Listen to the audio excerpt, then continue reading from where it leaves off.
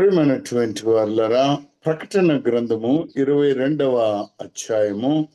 ప్రకటన గ్రంథము 22వ అధ్యాయము 12వ వచనం ఒకసారి చదువుకుందామండి. ప్రకటన గ్రంథము 22వ అధ్యాయము 12వ వచనం. 12వ వచనం.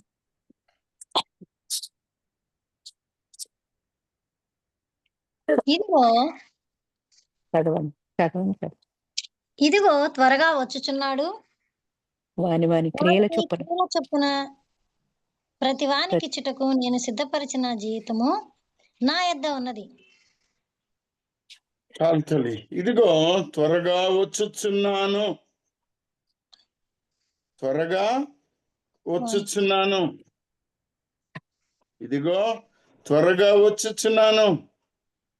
వాని క్రియ చొప్పున ప్రతి వానికి ఇచ్చుటకు నేను సిద్ధపరచిన జీతము నా యొద్ద ఉన్నది.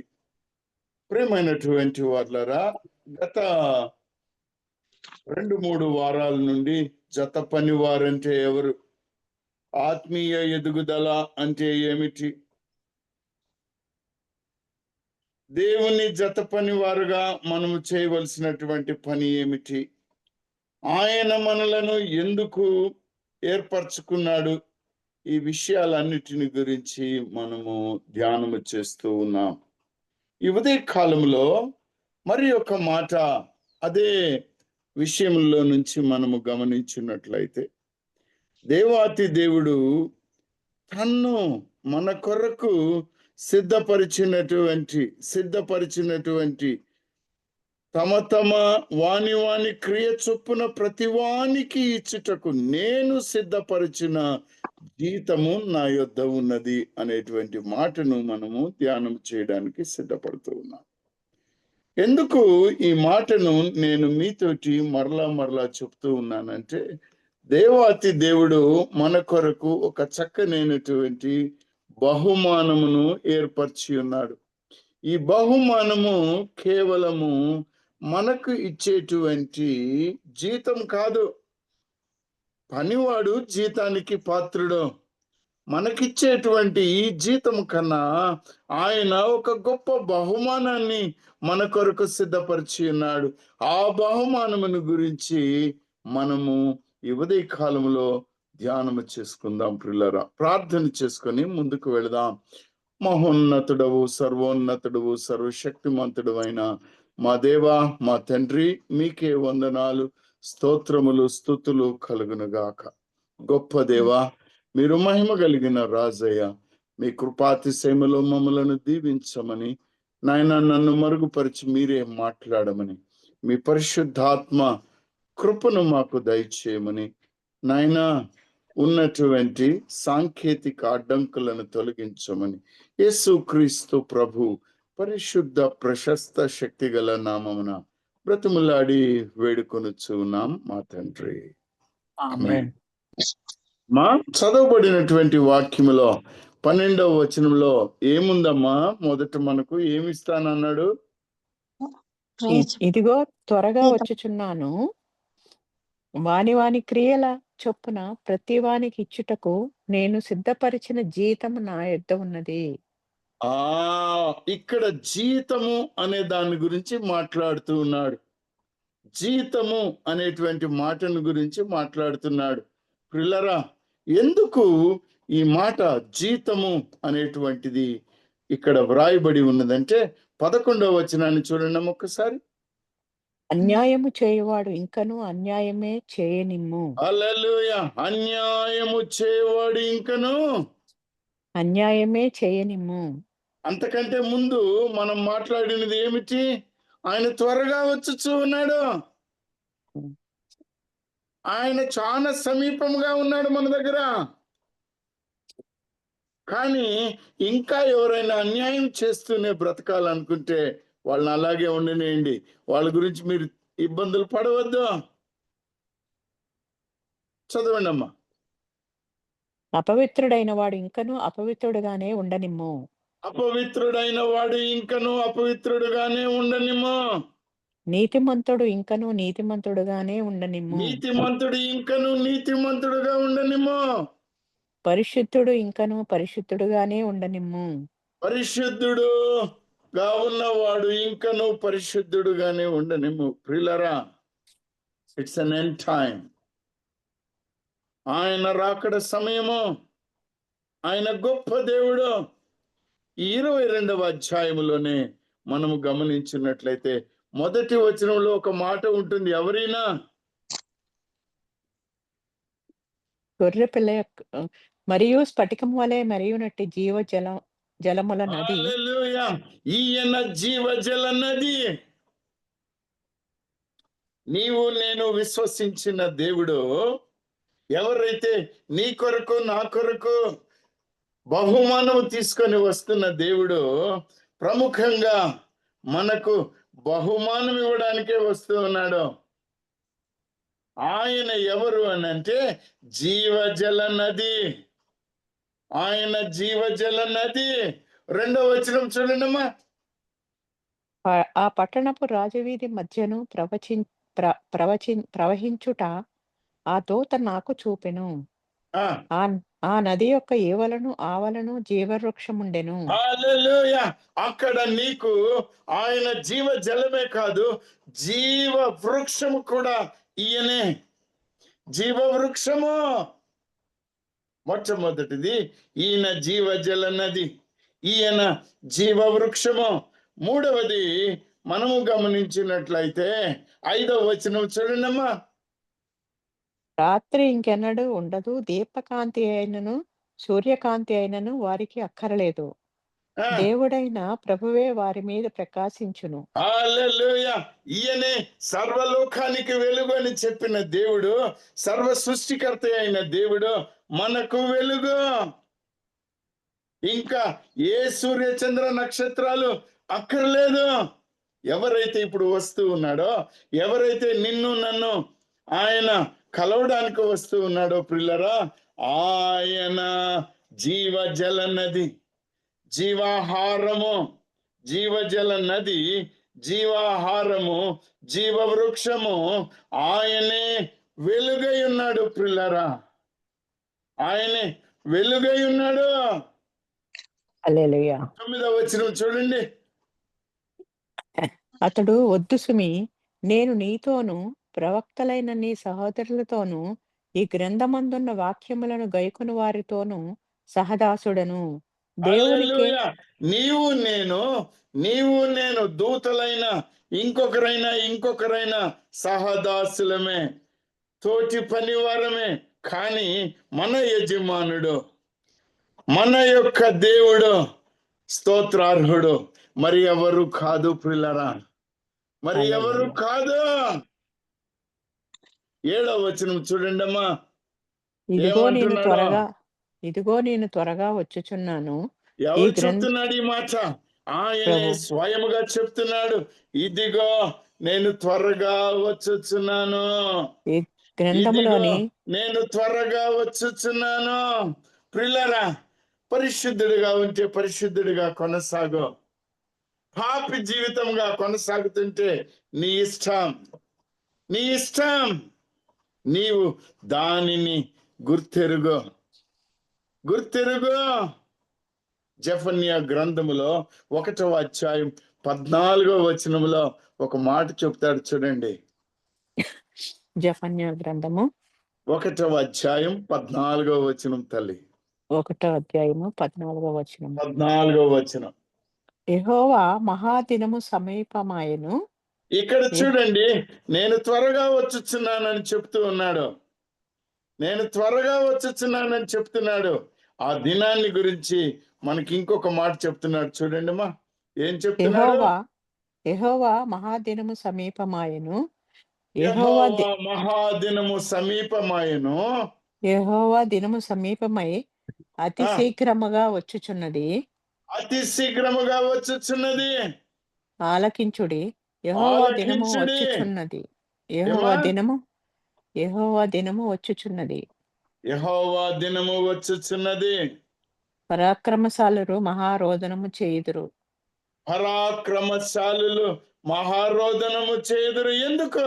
వీరు యేసు క్రీస్తు ప్రభువుని, జీవజలమై ఉన్న ఈయనని జీవాహారమై ఉన్న ఈయనని, వెలుగు లోకమునకై ఉన్న ఈయనని వారు విశ్వసించలేదు. అందుకే వారికి రోదనము.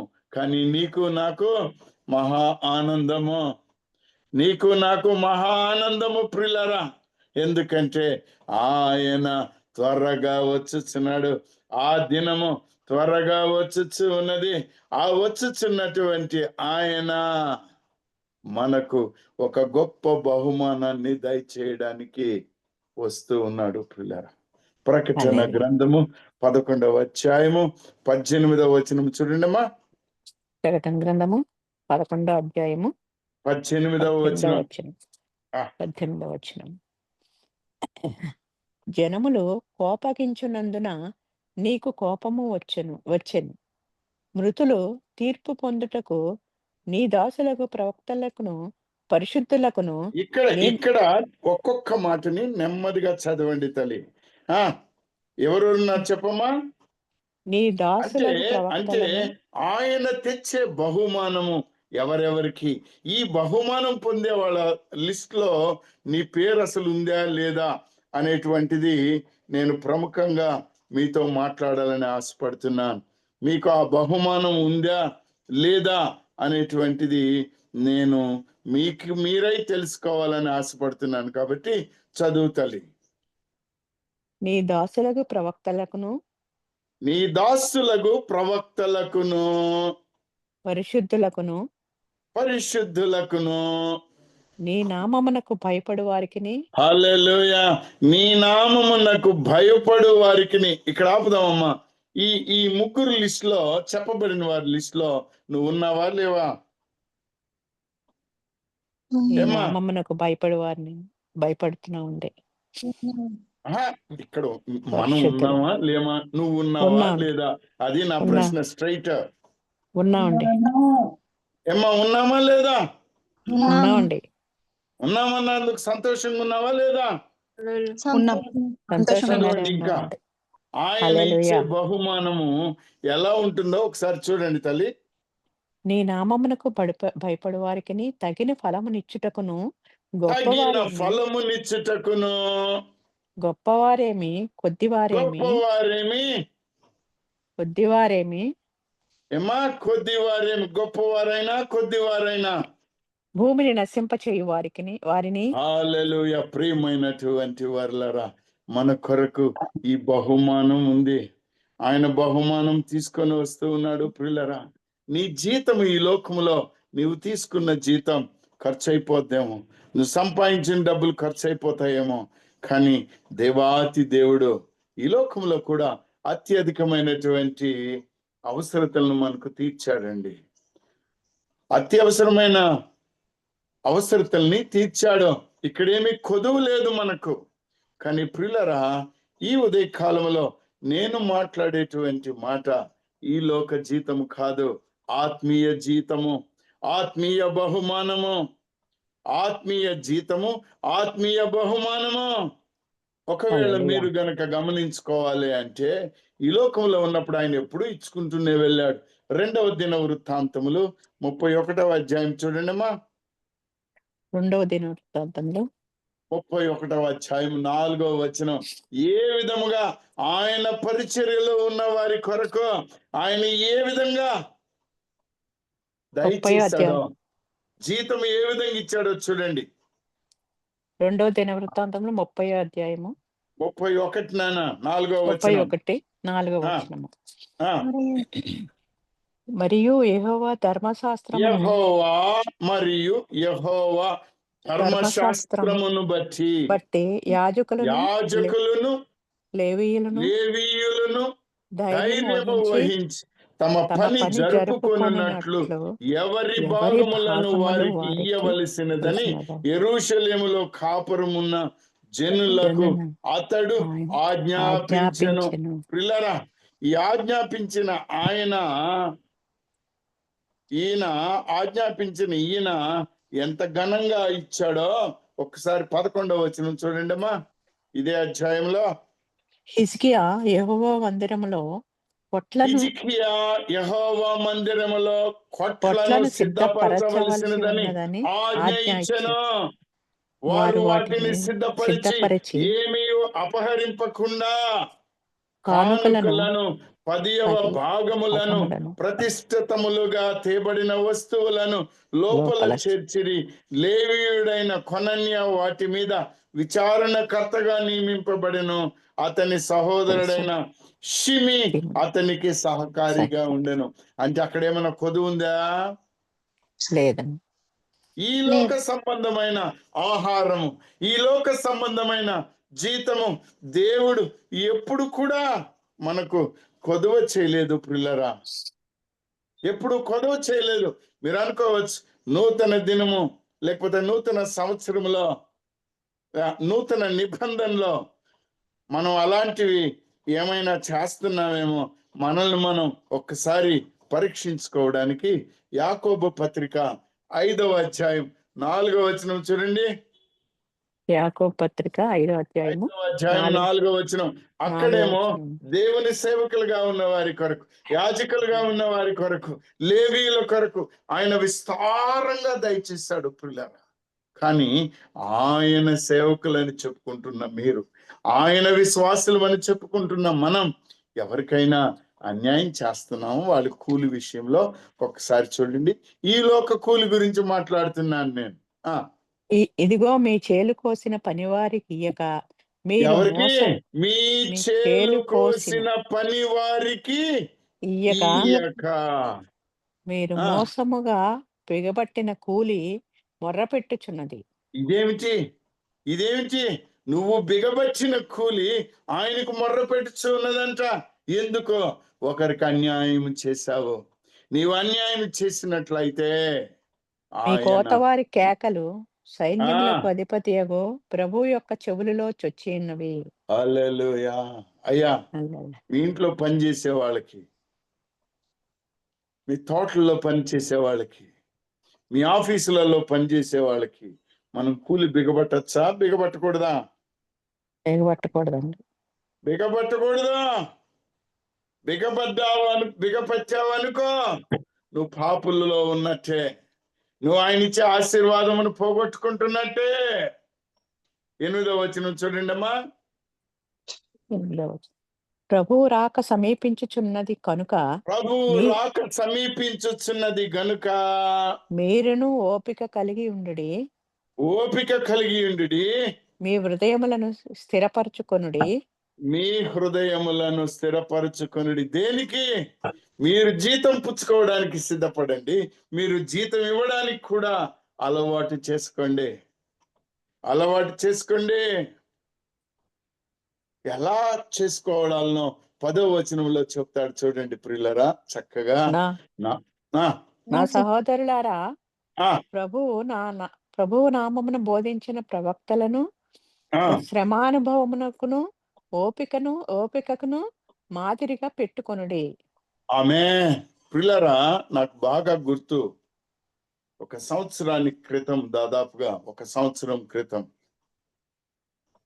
ఒక సహోదరి ఇదే గ్రూప్ లో ప్రవచనం చెప్తూ, అమ్మా సహోదరుడు సుందర్రావు కొరకు గట్టిగా ప్రార్థన చేయండి, ఆయన శ్రమల్లో పోబోతున్నాడు, కష్టాల్లో పోబోతున్నాడు, ప్రార్థన చేయండి అని ఒక సహోదరి ప్రవచనం చెప్పింది. మీకు ఎవరికైనా గుర్తుందా? నాకు గుర్తుంది, బాగా గుర్తుంది. ఎవరు ప్రార్థన చేశారో ఎవరు ప్రార్థన చేయలేదో నాకు తెలియదు, కానీ సహోదరుడు ఈ సంవత్సరం అంతా కూడా దాదాపుగా కష్టాలలోనే ఉన్నాడు. అంతా ఇంత కష్టం కాదు, చెప్పనలివి కానటువంటి కష్టంలో ఉన్నాడు. కనీసం ఆయనకి డబ్బులు ఇవ్వాల్సిన వాళ్ళు కూడా ఇవ్వకుండా ఇబ్బంది పెడుతున్నారు. సంవత్సరం అంతా వచ్చిన ప్రతి రాబడి ఖర్చు అవుతుందే తప్ప, శారీరక అనారోగ్యంతో బాధపడుతున్నారు తప్ప ఏది లేకుంటూ ఉన్నారు. కానీ ప్రియులారా, ఆ సహోదరుడి నుంచి మనము నేర్చుకున్న సత్యం ఏంటో తెలుసా? ఆయన ఓపిక. యేసుక్రీస్తు ప్రభువునందు ఆయనకున్నటువంటి ఆ గట్టి విశ్వాసము, ఆ ఓపిక నిన్ను నన్ను ఈ ఉదయ కాలములో నడిపిస్తూ ఉంది ప్రియులారా. 10వ వచనం చూడమ్మా. నా సహోదరులారా, ప్రభువు నామమున బోధించిన ప్రవక్తలను శ్రమానుభవమునకును ఓపికకును మాదిరిగా పెట్టుకొనుడి. హల్లెలూయా. ఎంత చక్కని మాదిరి అండి మనకు, ఎంత చక్కని మాదిరా. నీవు చేసిన పనికి ఫలితం ఇచ్చే దేవుడు మన దేవుడు. నిన్ను నన్ను విడిచిపెట్టే దేవుడు కాదు. ఎంతో జాలి కనికరము కలిగినటువంటి వాడు ప్రియులారా. 11వ వచనంలో గమనించండి, ఈ మాటలు ఉంటాయి. సహించిన వారిని ధన్యులను కొనుచున్నాము కదా. సహించిన వారిని ధన్యులు అనుకొనుచున్నాము కదా. మీరు యోబు యొక్క సహనమును గూర్చి వింటిరి. మీరు యోబు యొక్క సహనమును గూర్చి వింటిరి. ఆయన ఎంతో జాలియు కనికరమును కలవాడని మీరు తెలుసుకొని ఉన్నారు. ఎవరు ఆయన అంటే ఇక్కడ మన దేవుడు యేసుక్రీస్తు ప్రభు ఎంతో జాలి కనికరము గలవాడు. ప్రియులారా, ఒక మాట గుర్తొస్తుంది నాకు. మన యొక్క పనికి ఆయన ఫలితం ఇచ్చేటువంటి దేవుడు. ఆ ఫలితం గురించి నేను ఎక్కువగా మాట్లాడదలంచుకోలేదు, కానీ ప్రియులారా, ఒక్క మాట లూకా సువార్త 5వ అధ్యాయము 5-6 వచనాలు చూడండి. సీమోను ఏలినవాడా, సీమోను రాత్రి అంతయు మేము ప్రయాసపడుతుంది కానీ మాకేమీ దొరకలేదు. ఆయనను నీ మాట చొప్పున వలలు వేతునని ఆయనతో చెప్పెను. వారు అలాగ చేసి చొప్పున వలలు వేతును. ప్రియులారా, అనేక మంది దైవ సేవకులు కష్టాలలో ఉండవచ్చు, అనేక మంది ఆపదలలో ఉండవచ్చు, అనేక మంది అప్పులు పాలై ఉండవచ్చు. కానీ నా అనుభవం బట్టి నేను ఒక మాట చెప్తాను. వారెందుకు ఆ స్థితిలోకి వెళ్ళారంటే దేవుని మాటలు వినలేదు, వారి సొంత ఆలోచనలు చేశారేమో. కానీ మన నాయకుడు, మనకున్నటువంటి సహోదరుడు, మాదిరిగా ఉన్న సహోదరుడు దేవుని ఎడల, ఆయన మాటల ఎడల, ఆయన నడిపింపు ఎడల విశ్వాసం కలిగి ఉన్నాడు. అందుకే ధన్యుడయ్యాడు. దర్శనం చూశాడు. అయ్యా, నా దుఃఖం ఇక లేదు. నా భార్య దేవుని యందు నిద్రించినప్పటికీ సింహాసనం మీద కూర్చొని ఉందయ్యా, నాకు ఇంక దుఃఖం లేదన్నాడు. అదే ధన్యత. ఆ ధన్యత మనందరికీ కలగాలంటే ప్రియులారా, మనము ఈ దేవుని మాటను వినాలి, ఫలించేటువంటి తీగలముగా ఉండాలి. యోహాను సువార్త 15వ అధ్యాయం 1-3 వచనాలను మనం గమనించినట్లయితే, నేను నిజమైన ద్రాక్షావల్లిని, నా తండ్రి వ్యవసాయకుడు. నాలో ఫలింపని ప్రతి తీగను ఆయన తీసి పారవేయను. ఫలించు ప్రతి తీగ మరి ఎక్కువగా ఫలింపవలెనని దానిలోని పనికిరాని తీగలను తీసివేయను. ఎవడైనను నా యందు నిలిచి ఉండని ఎడల వాడు తీగ వలె పారవేయబడి ఎండిపోవును. మనుషులు అటు వాటిని పోగు చేసి అగ్నిలో పారవేతురు, అవి కాలిపోవును. ప్రియులారా, మనము ఆయన చేత బహుమానం పొందడానికి ఉన్నామా, కాల్చివేయబడ్డానికి ఉన్నామా? దేనికున్నామా? బహుమానం పొందడానికి ఉన్నాం. బహుమానం పొందడానికి ప్రియులారా, ఆ బహుమానం పొందడానికి సిద్ధముగా ఉన్నటువంటి మనం ఫిలిప్పీలకు రాసిన పత్రిక 1వ అధ్యాయం 6వ వచనంలో చూడండమ్మా, ఏముంది? ఫిలిప్పీలకు రాసిన పత్రిక 1వ అధ్యాయం 6వ వచనము. 1వ అధ్యాయము 6వ వచనం. నా బంధకముల యందును నేను సువార్త పక్షమున వాదించుట యందును దానిని 6వ అధ్యాయం. నేను మిమ్మల్ని జ్ఞాపకము చేసుకొనినప్పుడెల్లను నా దేవునికి కృతజ్ఞతాస్తుతులు చెల్లించుకొనుచు ఉన్నాను. 8వ వచనం చూడండి. క్రీస్తు యొక్క దయారసమును బట్టి, క్రీస్తు యేసు యొక్క దయారసమును బట్టి మీ అందరి మీద నేనెంత అపేక్ష కలిగి ఉన్నాను. దేవుడే దేవుడే నాకు నాకు సాక్షి. సాక్షి.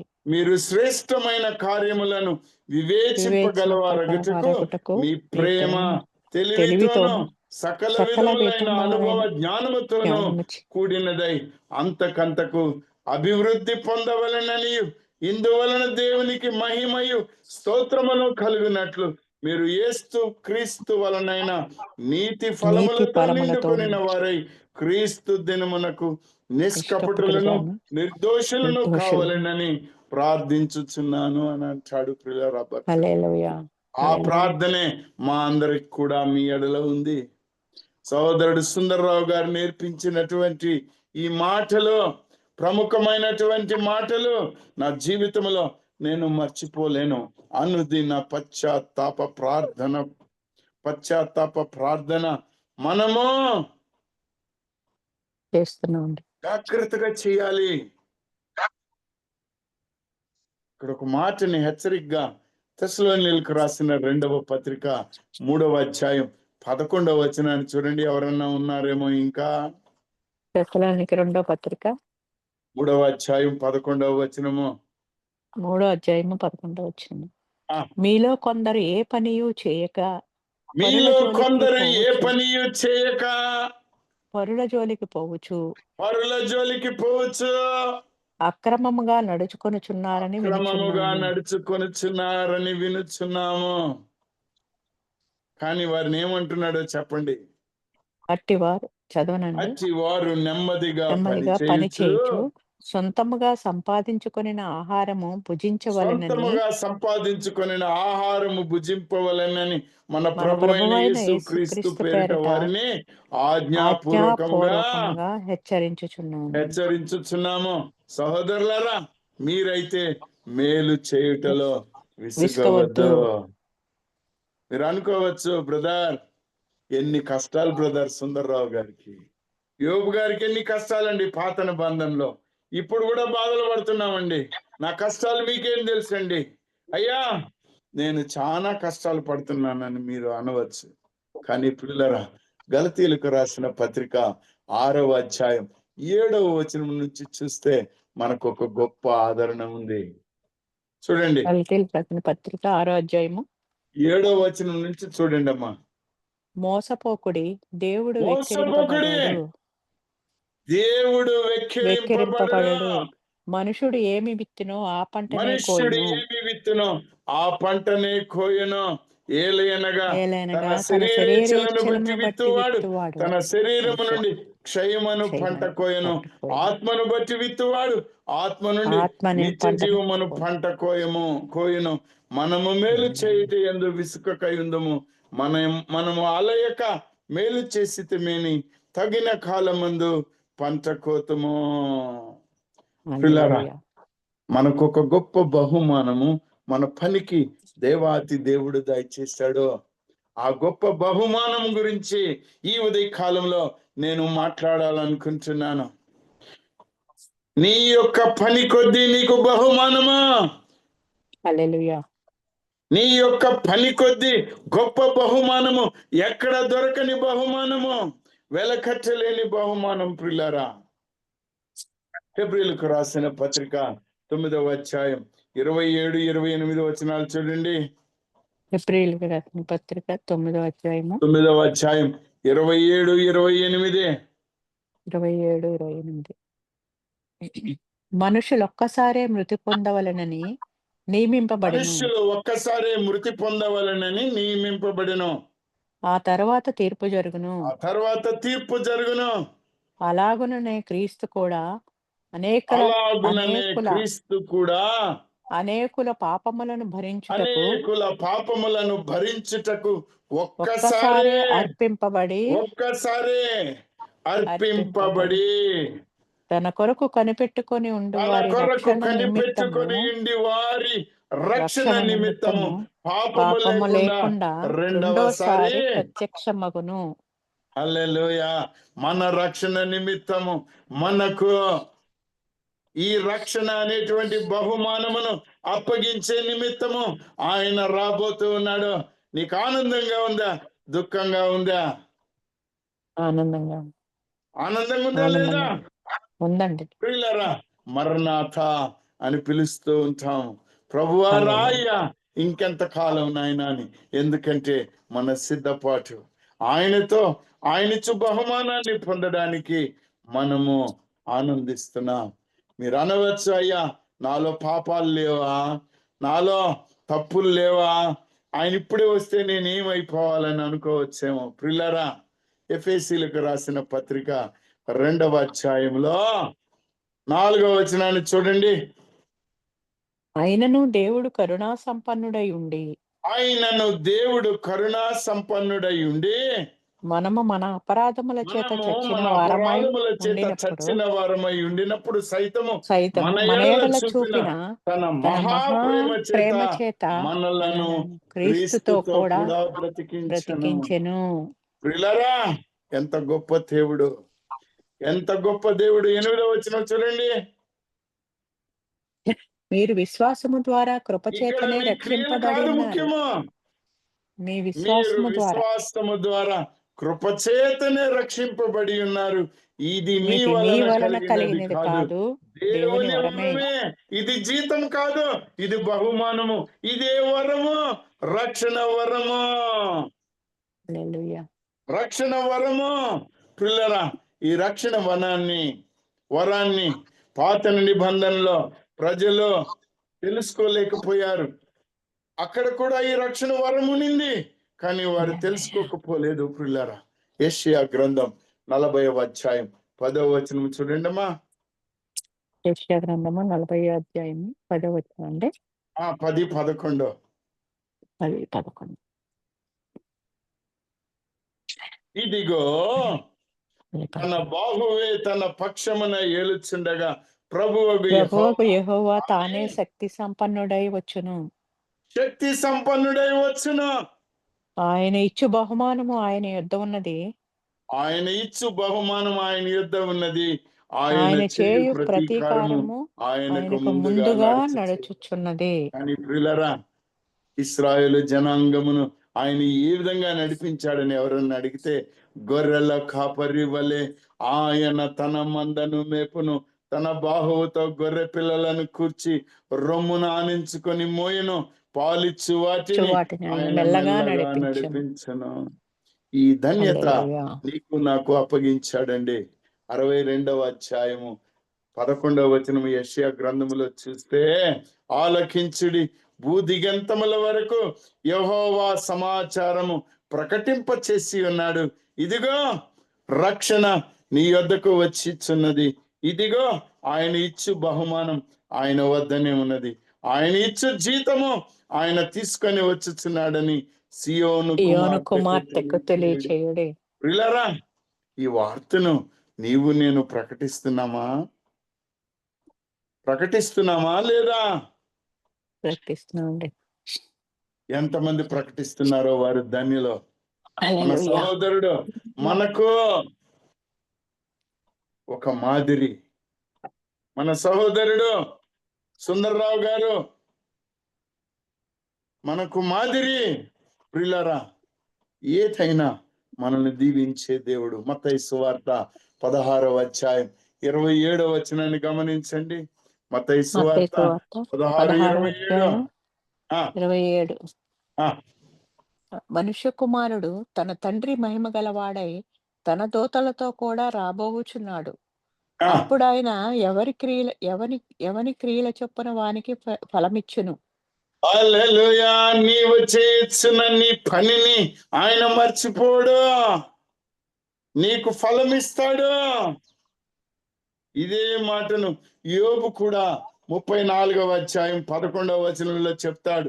నరుల క్రియలకు తగినట్టుగా ఫలము ఆయన వారికి ఇచ్చును, అందరికీ వారి వారి మార్గములను బట్టి వారి ఫలం ఇచ్చును.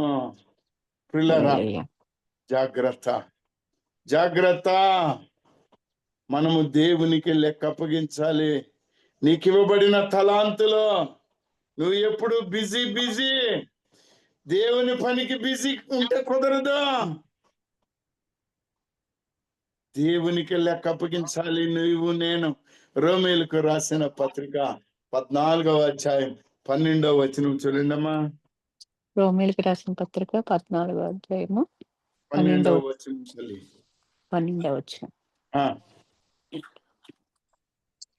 అని Yes. వ్రాయబడి ఉన్నది గనుక మనలో అని వ్రాయబడినది కనుక ప్రతివాడును మనలో ప్రతివాడును తన్ను గురించి దేవునికి లెక్క ఎవరి అప్పగింపవలెను. గురించమ్మా?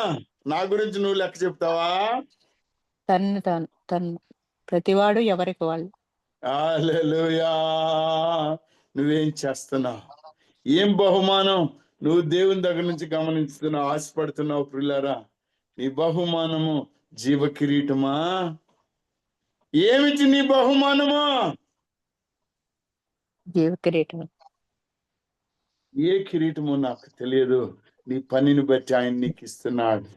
కొరింథీయులకు రాసిన మొదటి పత్రిక 3వ అధ్యాయంలో పౌలు భక్తుడు ఒక మాట చెప్తాడండి. 10వ వచనంలో ఒక మాట చెప్తాడు, చూడండి. కొరింథీయులకు రాసిన మొదటి పత్రిక 10వ అధ్యాయము 3వ అధ్యాయం 10వ వచనము తల్లి. 3వ అధ్యాయము దేవుడు 10వ వచనం. ఆ, మనకైతే సారీ అండి, దేవుడు నాకు అనుగ్రహించిన కృప చొప్పున నేను ఇక్కడ ఆపుదాం అమ్మ ఆపుదాం. ఈ కృప సరే. నీకు నాకు ఉందా? ఈ కృప ద్వారా మనం రక్షణ పొందుకున్నామా? మనము దేవుని బిడలమయ్యామా? మన పాప దోష అపరాధములు క్షమించబడ్డాయా? అన్నీ జరిగాయి, జత పనివారమయ్యాము. కానీ నువ్వేం చేస్తున్నావు? జత పనివాడుగా, జత పనిరాలుగా నువ్వేం చేస్తున్నావు? అది ముఖ్యమైన మాట. కానీ పౌలు భక్తుడు ఈ పనితనాన్ని ఒప్పుకున్నాక ఏం చెప్తున్నాడో చూడండి. దేవుడు నాకు అనుగ్రహించిన కృప చొప్పున నేను దేవుడు నాకు అనుగ్రహించిన కృప చొప్పున నేను నేర్పరి అయిన శిల్పికారుని వలె పునాది వేసి తిని. ఎవరేశాడు పునాది? ఎవరమ్మా పునాది వేసింది? ప్రభు అండి. హల్లెలూయా. దేవుడు నాకు అనుగ్రహించిన పౌలండి. ఇక్కడ వాక్యం చూడండి.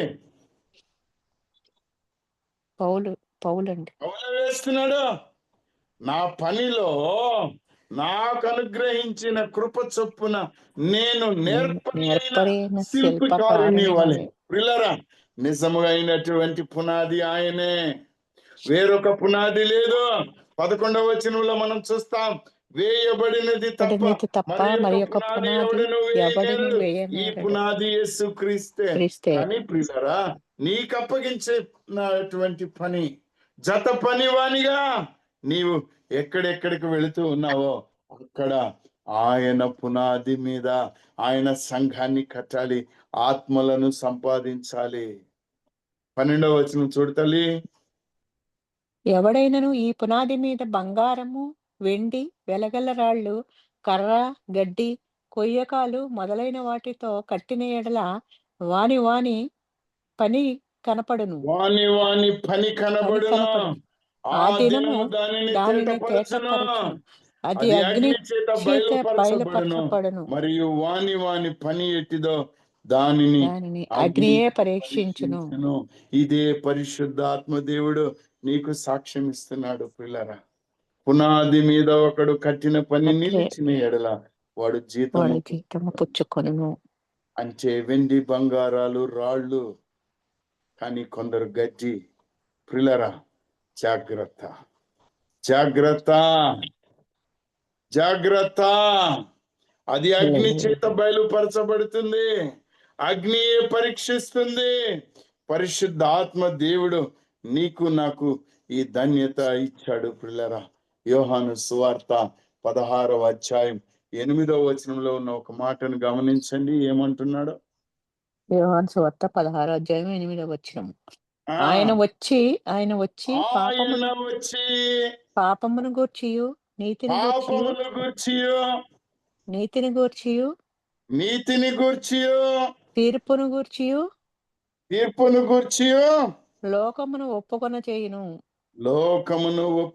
చేయును. ప్రియులారా, జాగ్రత్త, జాగ్రత్త. మనల్ని మనము ముందుగా పరిశీలించుకోవాలి. కొరింథీయులకు రాసిన మొదటి పత్రిక 11వ అధ్యాయం 31వ వచనంలో మనల్ని హెచ్చరిస్తున్నాడు. అయ్యా నిన్ను నీవు పరీక్షించుకో.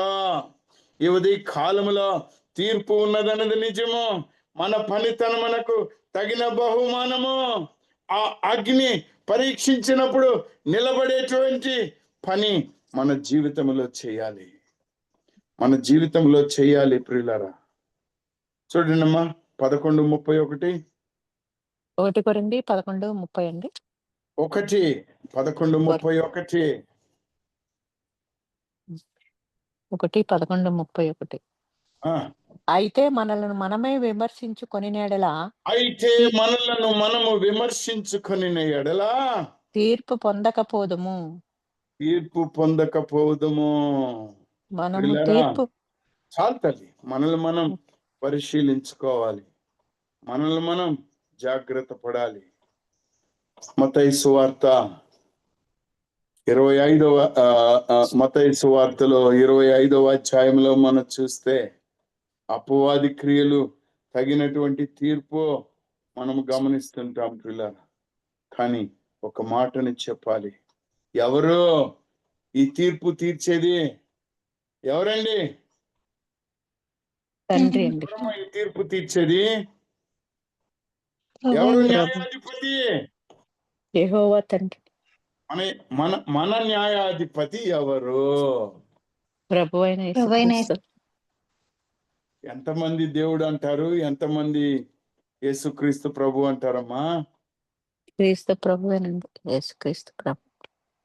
చూడండి ఒకసారి యోహాను సువార్త 5వ అధ్యాయం 22.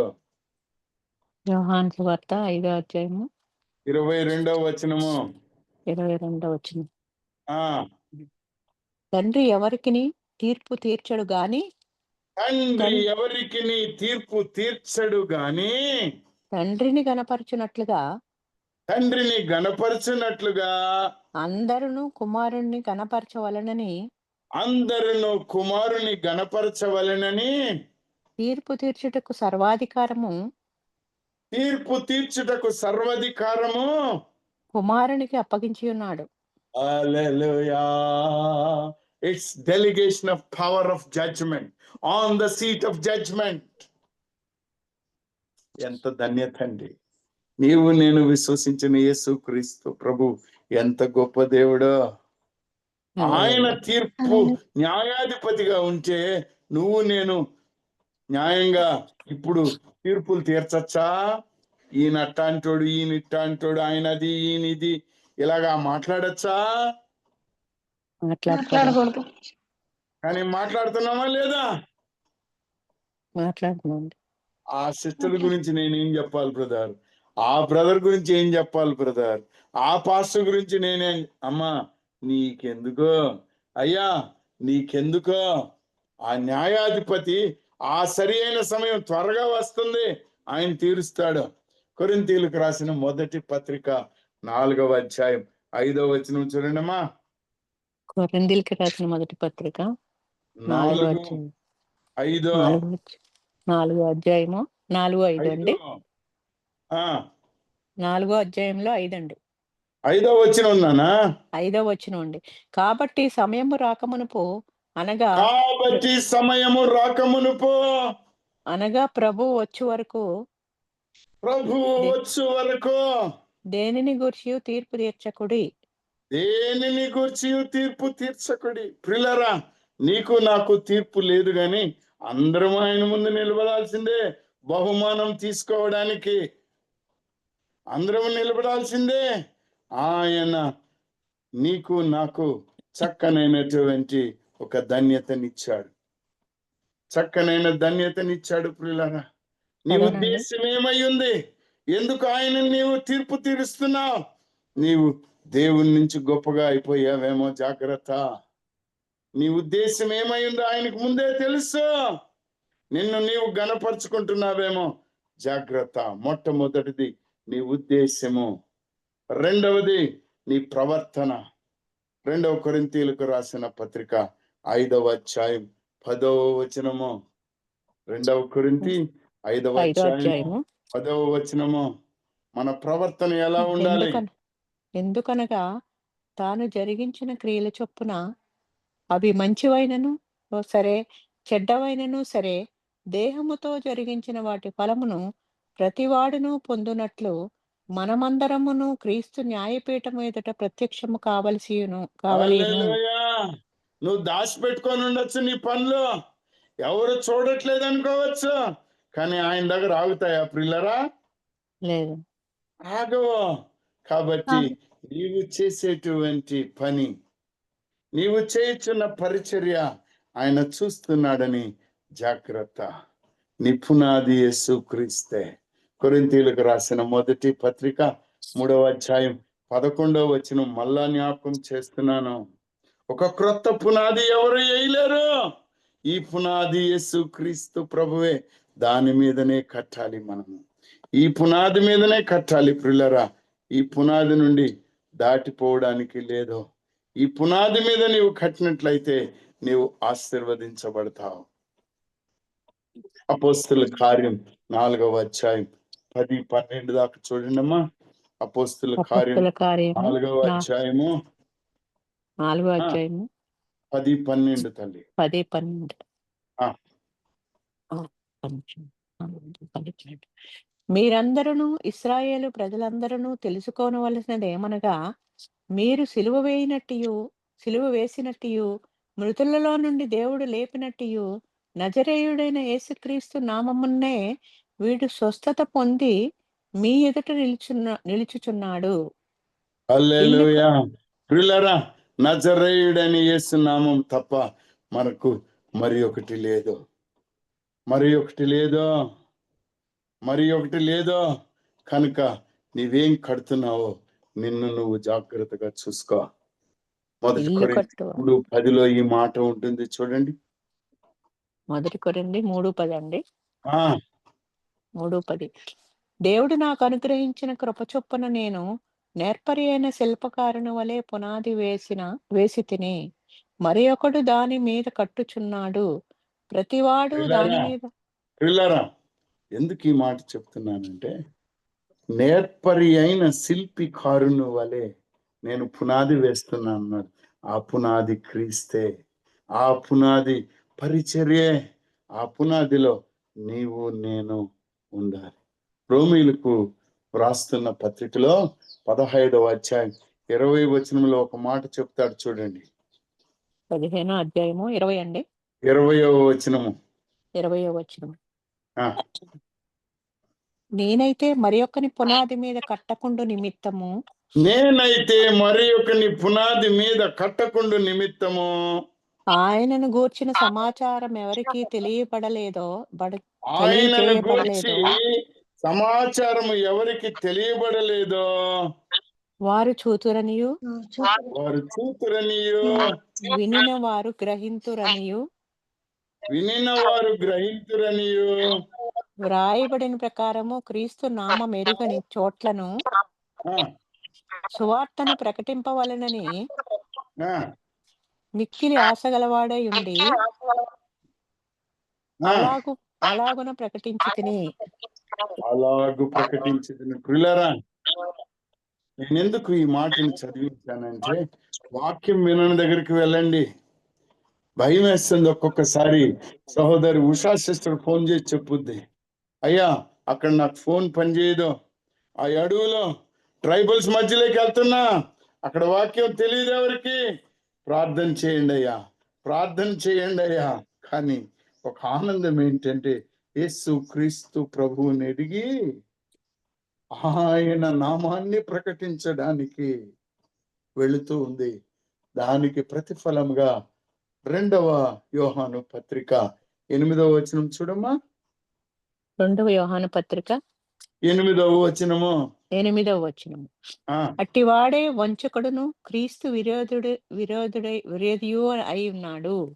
మేము మీ మధ్యను నెరవేర్చిన కార్యములను చెడగొట్టు కొనక మీరు పూర్ణ ఫలము పొందునట్లు జాగ్రత్తగా చూసుకోండి. అదే బహుమానము, ఆ పూర్ణ ఫలమే బహుమానం ప్రియులారా. అందుకనే ఆయన మరలా చెప్తున్నాడు ప్రకటన 3:11లో, I'm coming soon, hold on to what you have so that no one will take your crown. నీ కిరీటం ఎవరు తీసుకోవడానికి లేదు. చూడమ్మా, ప్రకటన 3:11. నేను త్వరగా వచ్చుచున్నాను. నేను ఎవడును త్వరగా వచ్చుచున్నాను.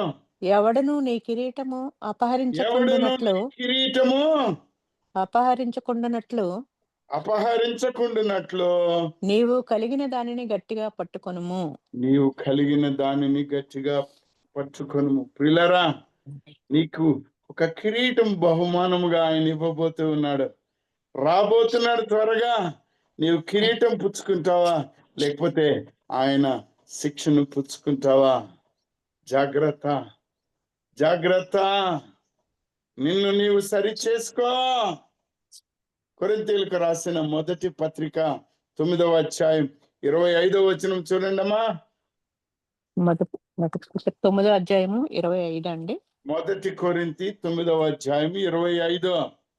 మరియు పందెమందు పోరాడు ప్రతివాడు అన్ని విషయములందు 10 మంది పోరాడు ప్రతివాడుయు అన్ని విషయముల మందు మితముగా ఉండును.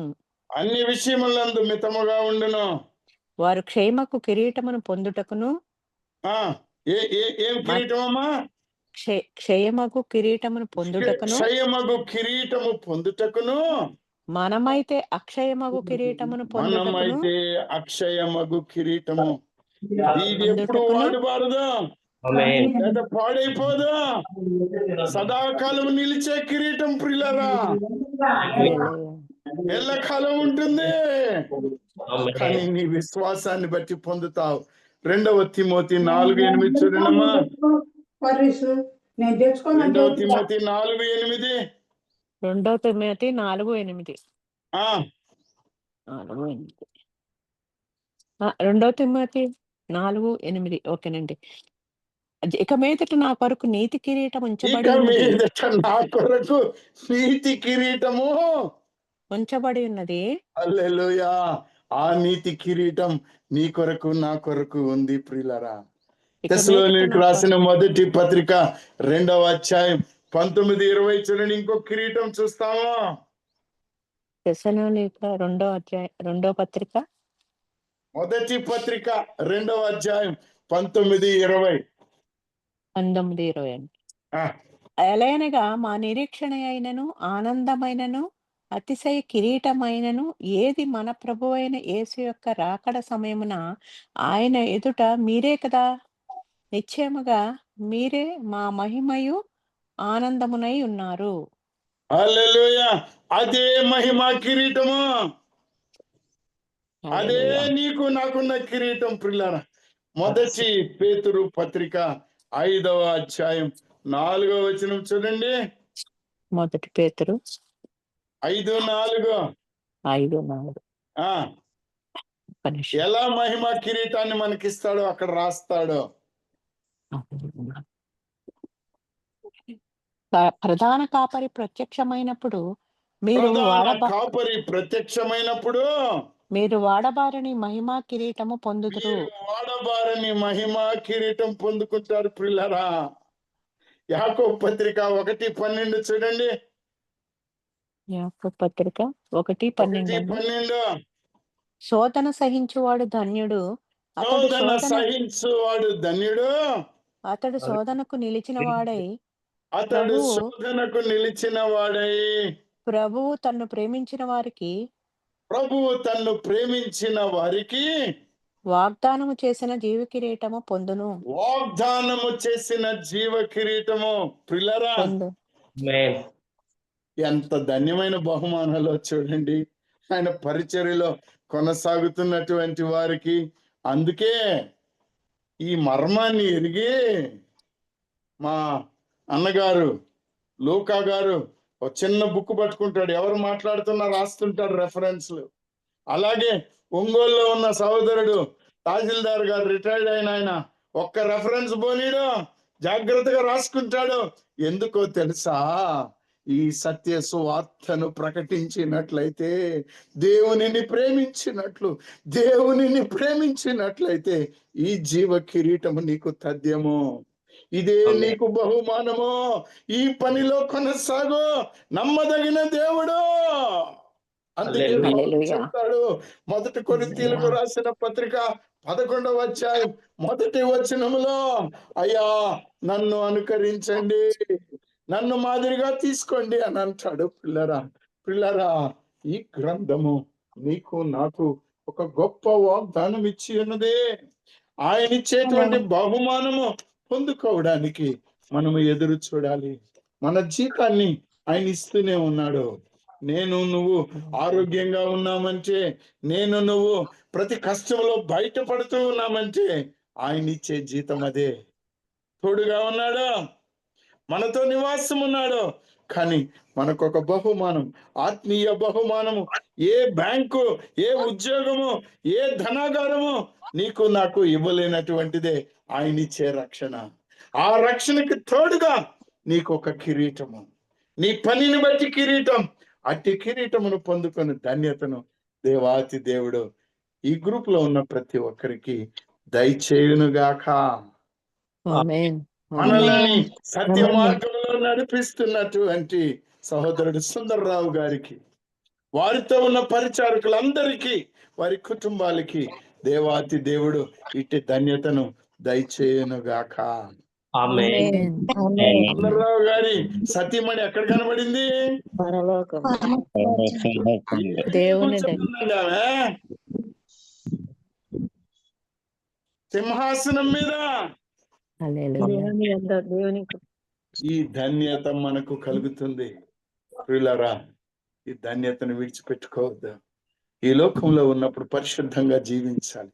ఒకవేళ ఇంకా ఎవరైనా పాపంలో ఉన్నట్లయితే, ఇంకా తప్పుల్లో ఉన్నట్లయితే, ఈ లోకంగా బిజీ బిజీ బిజీ అని పరిగెడుతున్నట్లయితే మారు మనసు పొందండి.